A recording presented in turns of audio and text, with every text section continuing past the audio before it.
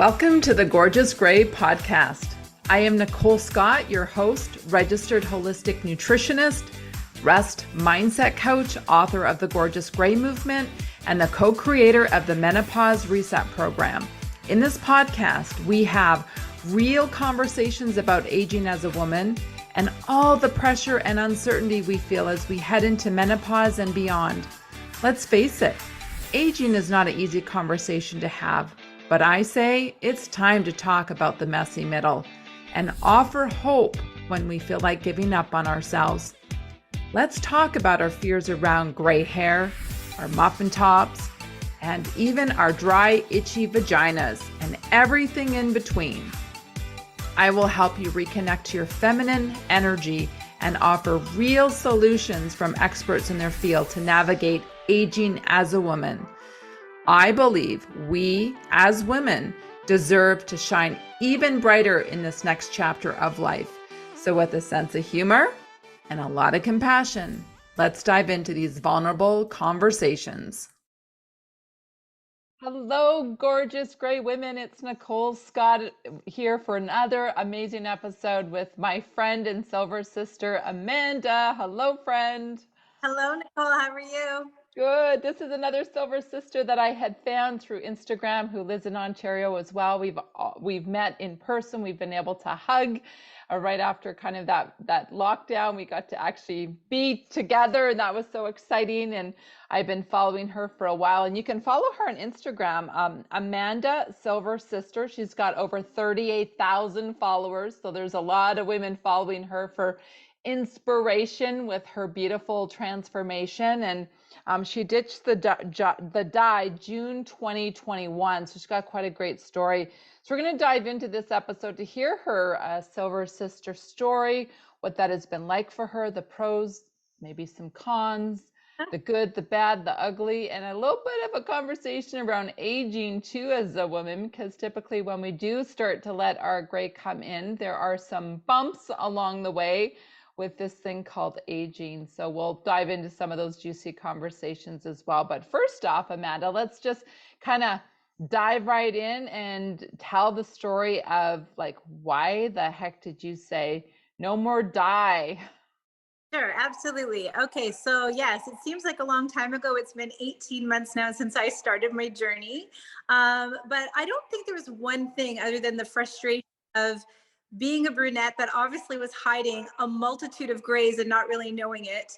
So I would go and dye my hair, and then 2 weeks later I'd be covering up those grays again. And so I just decided over COVID and having stumbled on so many beautiful silver sisters on my social media that I would also try this grow out journey. And 18 months later, I'm still on a momentum, a part of that journey, which is kind of blows my mind. Yeah, it's been awesome to watch. And you kind of had a similar story from just being like really, really dark to seeing that white demarcation mark come up so fast, right? Like within, for me, it was almost felt like days, and there it was, and I had to hide it. It's amazing how we want to hide that as a woman. There's almost that embarrassment or shame or judgment. And that's what I had felt for so many years of like, it was not proper to show any of that, right? I grew up with that. I grew up with an English grandma that was all about prim and proper, and you put your makeup on and you get your hair and you make sure that you look good to, the whole story that we buy into as women. So I'd love to hear a little bit about some of your experiences of doing this transition. Like, how did your friends or family react? How did colleagues react? How did you kind of manage all of that new and the unknown? So my journey has been a very supportive one, and I know that hasn't been what people have shared. Like, I've learned over my social media that a lot of people get a lot of negative comments. For me, again, it was during COVID, so it was really just my husband and me, and he was my primary supporter. And so having somebody there rooting you on, I think, is a game changer. Yeah. For those that are doing it without the support, I am literally in awe of them. Yeah. My family was pretty supportive.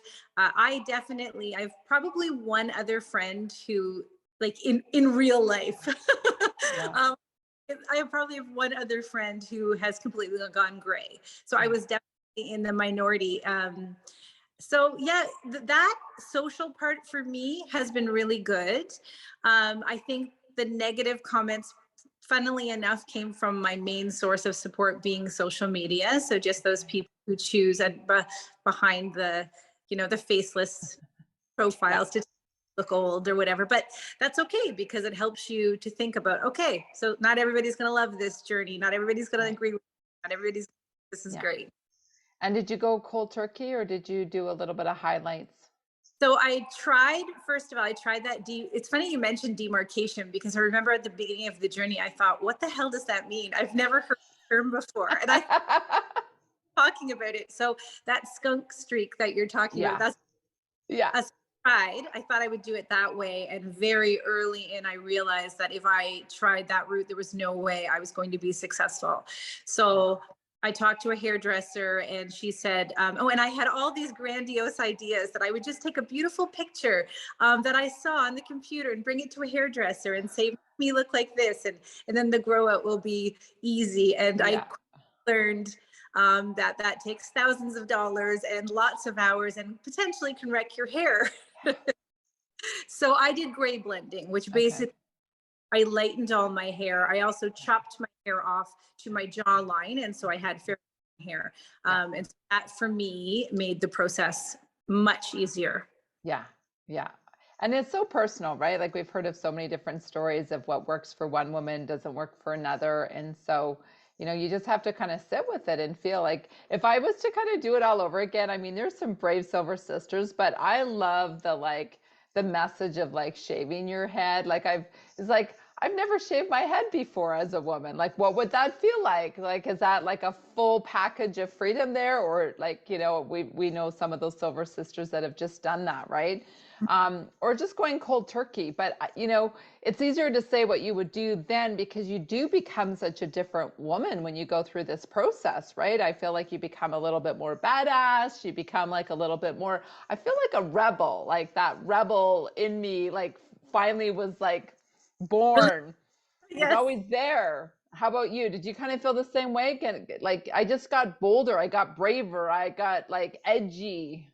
Yes. So I think that's the thing I can't when I hear that somebody wants to embrace their gray, I get so excited, not about the gray hair, but like, oh my goodness, this journey, it's going to be life changing for you in ways that you would never imagine. So Yeah. yeah, I would considered myself an insecure person before. I was always comfortable in my own skin, but the growth that I have experienced since embracing my grays Yeah. and the yeah, it's been astounding to me. It's been astounding. Yeah. Yeah, it's very empowering. And so women, if you're, tuning into this particular episode, like this is just another great story of another woman that got brave and bold and said, let's do it. Tell me a little bit more about what has kind of changed in your life since you have done this like silver transition, because before, were you even on Instagram? Did you have a profile? Did you have like, something going on or what? So you scroll way back into my Instagram, you may see keto and garden pictures on those ones. But no, I really didn't do much on social media, and then it just exploded. So since and the interesting thing is, I didn't seek for it. I wasn't looking for this. So Yeah. I just on Instagram. It was very natural. The connections became very natural, and there was this momentum. And so then I've really loved feeling like I am making an impact, and I find a lot of meaning in inspiring other women to start this journey. Yeah. So I've ventured over to TikTok. I have a Facebook page. I recently have started YouTube. Maybe you're my inspiration on that because I'm um, but I love the different platforms and the way to and feeling like maybe I'm having a small part in changing the narrative ongoing. I actually even had an interview with Women's Health magazine. And so many Wow. things have happened and I love it. I just love being a part of changing. This is just making it an option for women. It doesn't have to be the option for Yeah. everyone, but I just want people to know it is an option. Yeah. And so, I mean, you're not getting paid to do this. You're just, out there kind of doing it.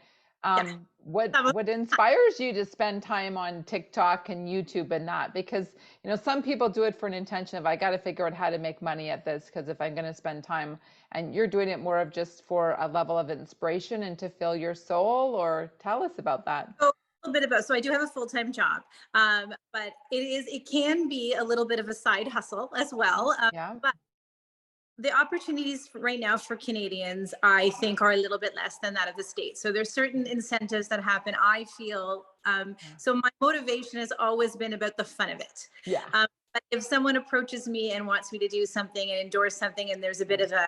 of a pay in it, I did that for the whole of last year, and then this year I've really thought that I want to be a little bit, make sure I'm authentic on there, because if people are coming to me really wanting to know about my Yeah. experience with Ray, I don't want to water it down with all of the things that I love. Yeah. So this year I really want to focus on connecting and aligning with things that Yeah. feel genuine to me.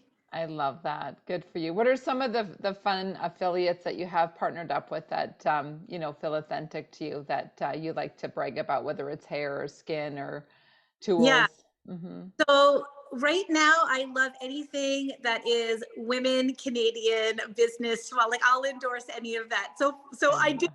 And I mean, there is a company that I'm working with right now, and she is, excuse me, she's does jewelry out of Toronto, and we're just going Okay. to start, and we're going to be working together, and I'm going to be featuring it soon. But yeah, so I'm excited about that because I Yeah. love women and Canadians and Yeah. local. I'm in Ontario, so that's local enough for me. Yeah. But Oh, I love that. Good for you. So let's shift gears a bit. So you kind of shared a little bit of your gray hair story. You're going to inspire a lot of women to really consider it if they're sitting on the fence. Let's shift into this whole thing called aging. I hear there's a big birthday coming up. yes, so in October, so I still have some time to hype up the 50th. My husband can, because it go big for me. Yeah, yeah, yeah. The big 50. So going into that, and how are you feeling heading into this next chapter, 50? And Yeah, so I actually can honestly say, and because of my experience thus far, I would say I'm excited. I think 50, I feel 50. I have four yeah, children, two grandchildren, I have kids. I feel 50, but not in a, I feel old. That's a different thing. So yeah, I feel sure, confident woman of 50. yeah. What are some of the things that you are excited about, I would say, in the next decade for you as a woman? Do you kind of like plan or vision and go, oh, these are some of the bucket list things that I'm planning and I'm excited about it? So it's interesting that you asked that, because I feel a little bit like I'm I'm at the stage in my life, and I think I used the word limbo when we were talking before, but I don't think it's limbo. It's just that I'm at a transition in life, and I'm not really sure what is next. So I embraced this going gray journey, and it was amazing and fantastic. And now I'm here, and I'm like, what does that mean for the next part of me? We 50 is going to mean that I'll be likely entering menopause soon. And what does that look like? And I don't want to be scared of that journey. I want to Yeah, educate myself about it. yeah, I want that really well. yeah, Uh, I want to continue to celebrate myself in every stage of aging. I think that's what I want. So what does that mean? And what does yeah. that look like? I'm not Hmm. sure, but I just know Okay. I'm going to check myself all the time to make Yeah, that I'm celebrating and aging well. yeah, And that's beauty. yeah. Yeah, I love that. And for women that are listening to this, this is a great, like, some women seem to have it all planned out and they're like, wow, and you're doing this and you're doing that, and some are like, I'm not sure. I'm going to try this on or try that on, and maybe you're going to do the dance for a bit. And I think whatever path you're on is great, but to keep the possibilities open for, the unfolding, right? It's kind of like live for today, but enjoy the potential possibilities that like will show up for you. And I just love seeing when women are excited about like even the unknown, right? Where like you will get a woman that will turn 50 and it'll be like it'll provide anxiety or oh my gosh or they won't have hope, or it's over now, right? Like I think of like, do you remember like when your family members started to turn like this age and we thought, oh my God, they're over the hill. Like and now we're hitting it and we're like, are you kidding me? So would you agree that age is just a number, but it's really how you show up and how you feel? Would you agree with that? I agree with that. And as you surround yourself with women who are also celebrating Yeah. their own, and the funny thing is, I'm probably right in the middle of a lot of these silver sisters that we've met. I'm certainly not the youngest, but I'm not the oldest. Yeah. I've inspired, and this silver sister thing is one part of us each. We all are part of us. Yeah. And so I see people who are really into, working out, or really into Yeah. yoga, or really into nutrition, or really in, Yeah. and I'm not really into any of those things. Yeah. But I know, as I'm interested in some, and sometimes all that information I find overwhelming, as I know, okay, Amanda, you're going to be 50, you're going to get menopause. What do what's the action plan? And I'm like, so I think the plan is just to be open to learning and to asking the questions as I start to see or hear things that my interest, that resonate with me. Because if I'm so interesting, I was talking to somebody about, I'm noticing that my highway driving, I get a little anxious. I'm not an anxious person. And I just posed the question, do you think this has anything to do with aging? And Right. everybody, yes, yes, yes, yes, yes. Uh-huh. Yeah. Well, so what does that mean? So there's going to be a part of my life that may have a little bit of anxiety, but it certainly doesn't mean I'm going to not drive or not fly or whatever. Yeah. I learn as a woman that might be aging, that might be experiencing some things. What do I do about that now? What are my options? Mm-hmm. Is it Yeah. sleep, diet? Is it mindset? Is it Yeah. meditation? I love that you're so open. So it's easy when a silver sister will, let's say, look at your life on Instagram and go, wow, she looks like she's got it together. She's so beautiful. She looks so healthy.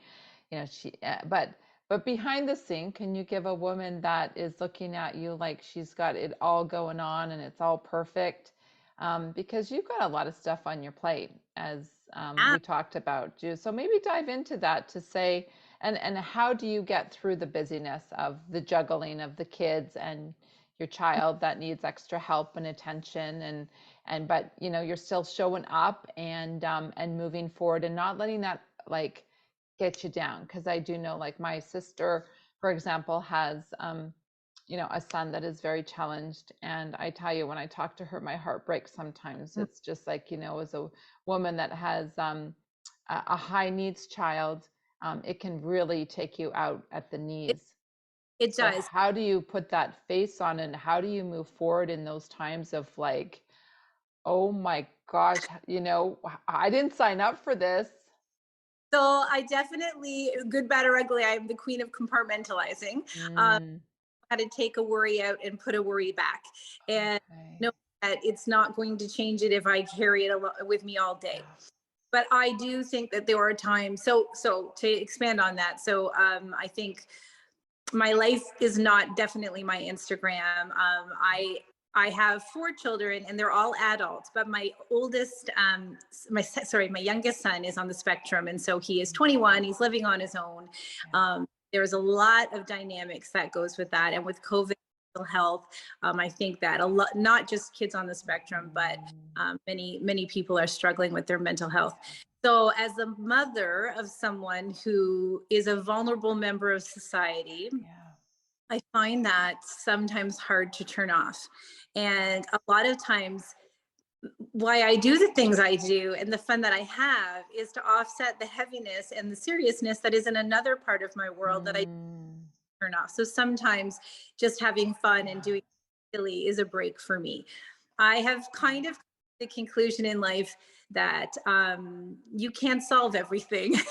And this is an aha moment for me, because when you are, so I had my first at 20.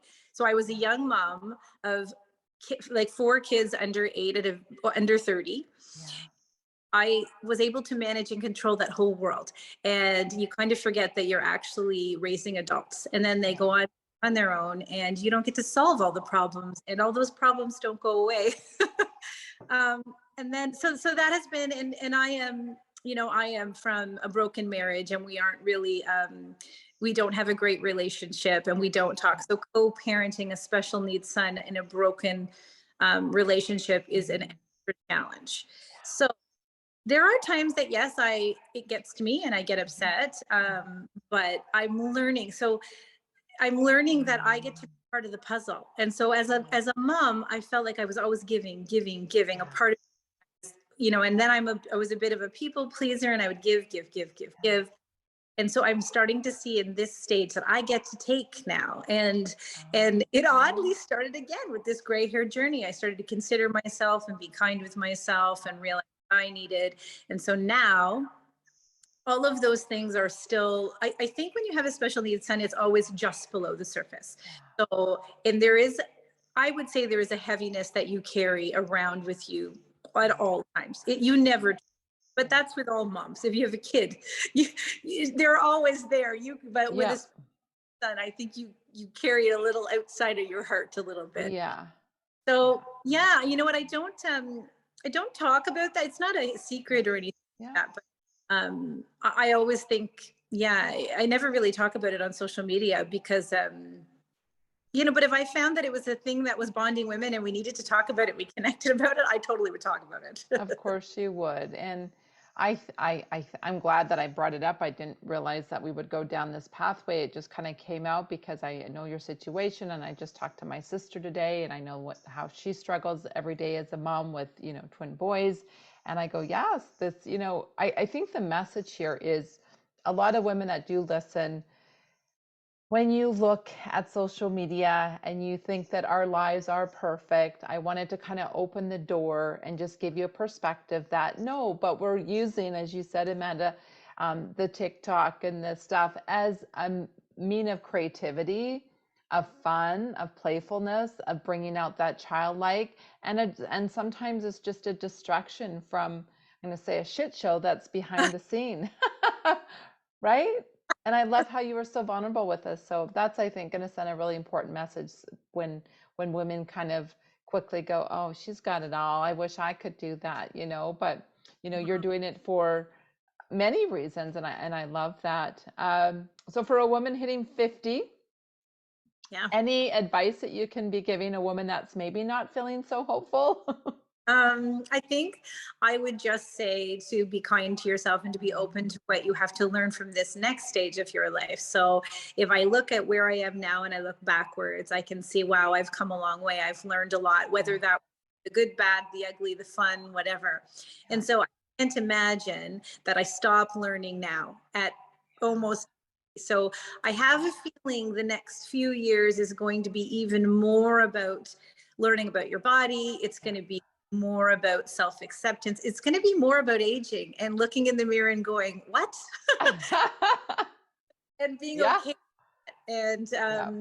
and so what I really hope is there continues to be this amazing network, wherever that is, online, hopefully not all online, but Right. that you can surround yourself by like-minded Yeah. women.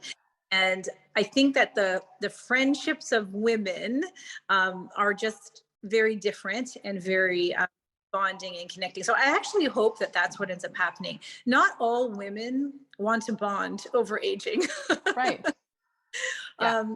But I hope that that's what I end up finding. And then I'm seeing, I'm seeing a little bit of weight gain. I'm seeing a little bit of like, I'm tired. I'm seeing a little bit of all of that stuff. And like I mentioned, maybe a little bit of anxiety in situations. So I want to Yeah. figure out what it looks like and Yeah. what to do about it. Yeah, well, that's great. And I'm glad that you're at that place where you're open enough to kind of realize that, this could be, hormones decreasing, and Right. maybe I need to get my hormones checked out, or, what exactly does all of this mean? Because, oh my goodness, I had no idea that, hormones could make you feel so good or so shitty. if you don't have enough. And my journey started when I was about 46 years old and stuff. So I went down the whole rabbit hole. So it's been like a 7-year journey for me. But I'm 52, so I'm only a couple years ahead of you. Just celebrated my 1 year, menopause Woo. anniversary. So no period. And it's funny because, as women, I think so many of us for so many years would say like, oh my gosh, I cannot wait for my period to be gone. Yeah, But we don't understand when it does go away, how our hormones will, like for what it's like 75% of women will experience symptoms, and some of them very debilitating, right? So you don't realize how important that estrogen is. And when you think about it, like we as women get used to having and hanging out in estrogen for a very long time, like a good yeah. chunk, And most of our life, right? so I've never lived with a woman who's gone through menopause because, well, my mom had a hysterectomy when, like, Yeah. that's, sorry, mom, sharing Yeah. information. I never really watched a woman have hot flashes or like Mm, rip off her shirt and put snow down it in the middle of winter. Like but now I've got some friends who've experienced it, and it just seems this like this. I don't know even the word to describe it, but yeah. so my sister isn't going through menopause Yeah. yet, and my Yeah.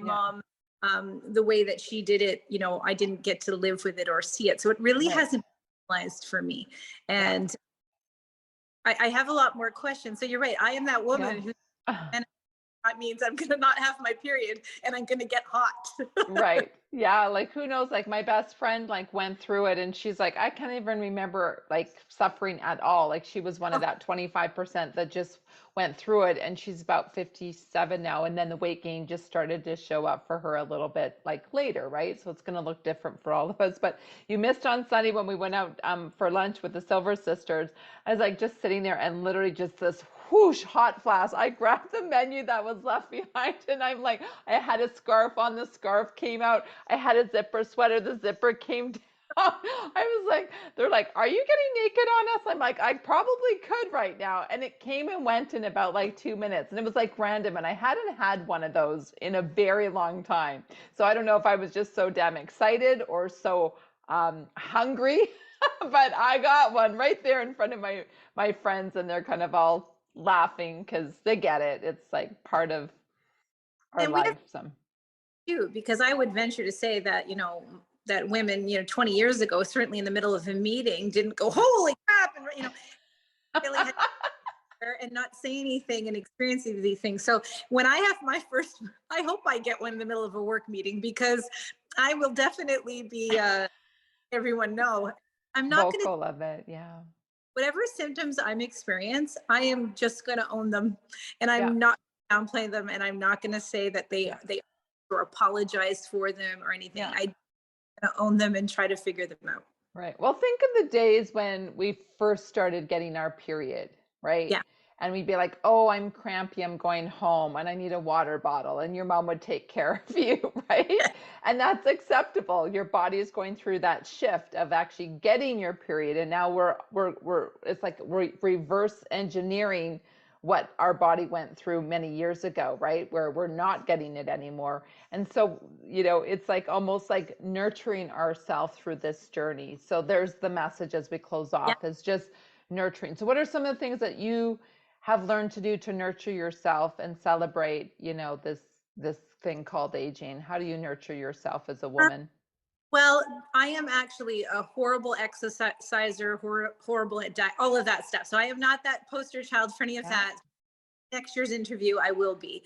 Um, Yes, yes. I The thing that I do now is more about my mental health. So I have a journal, and I don't write a lot in it every day, but I always highlight things to just reset myself. Mm, But every single day. And I think the reason I'm successful at it is I don't expect myself to write a page or yeah, 3 pages. No, so I actually have jot notes. I put the date by it, yeah, and then I write down maybe 3 sentences worth of something that I want to focus on that's been really good.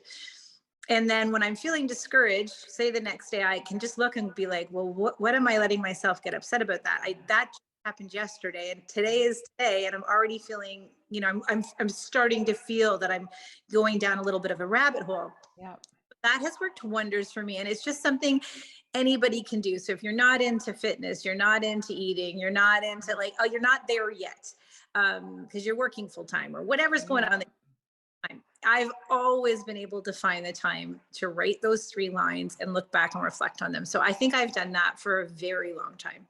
That's an amazing habit. And sometimes it can be the simplest habits that can keep us, I'm going to say, in the game, in the Mhm. wellness game, right? Absolutely. Helping us with our mental health, helping us to get out of bed with some sense of joy or purpose or gratitude. So I love that. Just one simple. Any other ones that you want to add to that? I'm finding I'm very sensitive to the people that in my life are toxic and non-toxic. I'm Mm, really saying, does this person bringing me joy right now or are they not? And it's not that I have to kick them to the curb if they're not, but I yeah, realize I have to limit my interaction with them. yeah, And that one has been huge for me this year. yeah, I've just, it's like you have this third eye suddenly and you're able to yeah, see people in a different way. And it's only because I'm focusing on myself more yeah. and my and I'm feeling it from people. If I feel it, I just honor it. I love it. So that's more like I look at that as the wise woman that's coming out to play. Mhm. And we do have this wisdom as women. You know, we've gone through a lot. We're very emotional. We are oftentimes very intuitive. We feel deeply. And Yes. so we get to tune into that. And that's what I feel as I'm getting older, that barometer of being that wise woman, that barometer's getting higher and less tolerable to the negativity, right? So you too. If people who love me care about how they make me feel. So if and that's what I've just allowed myself to think, you know what, if someone's in my life Yeah. and they feel bad, it's not necessarily all me. And when you come out of that giver as a mother and then the people pleaser and all of that, I think you just have to switch how you're looking Yeah. and start focusing inwardly a little bit. And again, this silver hair journey was the start of that for me. And I want to keep growing and continue to grow and build off of that and see what it leads into menopause and aging. Yeah, and hopefully that inner glow is gonna, beat out the wrinkles. I love it. I love it. So anyways, yeah, that's what I really want to see is just a growth in my internal self and growth in just the way I'm venturing into things. So whatever is down the road, I want to embrace it for what it is. And I think again, this silver hair journey was the start of it all. It made me realize that I could venture down something unknown, and it wouldn't necessarily be something horrible. Thank you so much, Amanda, for your gray hair, silver hair. I love following you, the Silver Sister. You can get her on Instagram. We'll put all of her information down below so you can get a hold of her and follow her beautiful journey as she hits the big 50 this year and is an inspiration to so many women about just embracing our age and our wrinkles and having fun along the way, doing it in an imperfect behind the scenes. It can be a little chaos, and I love that message, but you can still go and try and find the things that bring you joy. Your message of journaling and keeping it simple with a healthy habit of gratitude. And I love that you are, as you said, in the next year, bringing fitness into your life, girl, because let me tell you, those joints will start to get a little cranky. So good. Thank you for this amazing episode. Really appreciate you, Amanda. And happy Move Day. Thank you very much. And Nicole, thank you for always highlighting everything about women that you do. It's very inspiring, not just the hair, but everything. I mean, your book was amazing too. I read that. We really appreciate it. I think the whole community, just you're highlighting women. Absolutely. Thank you so much for tuning into this awesome episode. All right. Take care. Have a wonderful day.